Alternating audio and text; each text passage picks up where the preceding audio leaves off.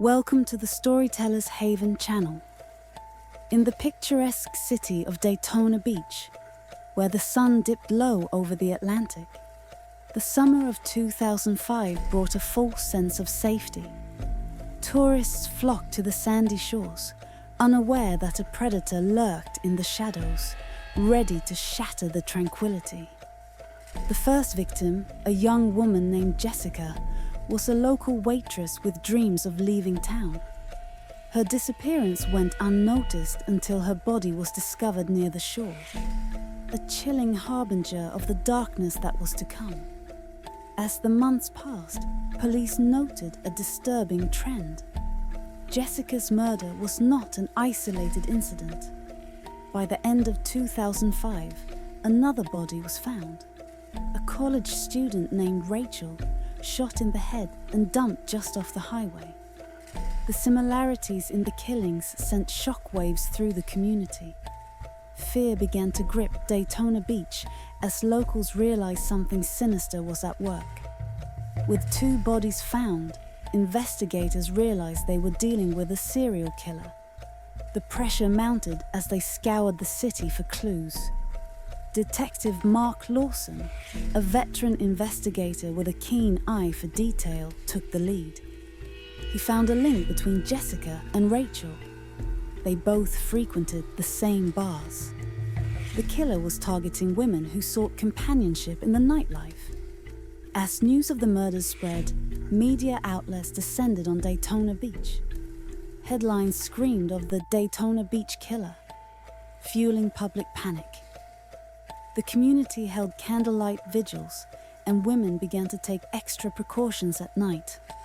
The once vibrant nightlife dimmed under the weight of fear, and the police were inundated with tips, none of which led to the killer.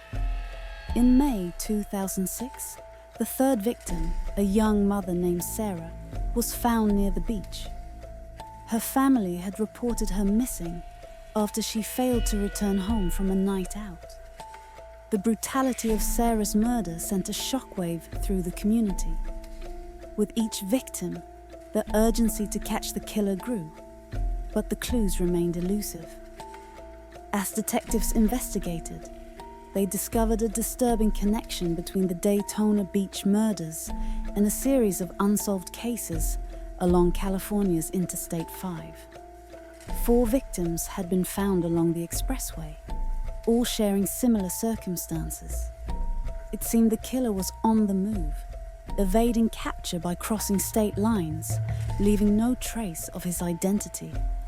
Law enforcement agencies collaborated, sharing evidence and profiles of the victims. The FBI was called in, but the lack of forensic evidence hindered their efforts. The killer was meticulous, leaving behind little more than fear. Detectives Lawson and his team grew frustrated. Time was running out, and the killer was growing more brazen. In late 2007, a breakthrough came when a witness reported seeing a man loitering near where Sarah was found. A sketch was released, and while it didn't lead directly to the killer, it reignited hope among investigators. As the community rallied together, they held meetings to brainstorm safety measures, determined not to let fear dictate their lives. In early 2008, tragedy struck again when the 4th victim, Melissa, was discovered. Her body was found in a vacant lot just blocks from the beach.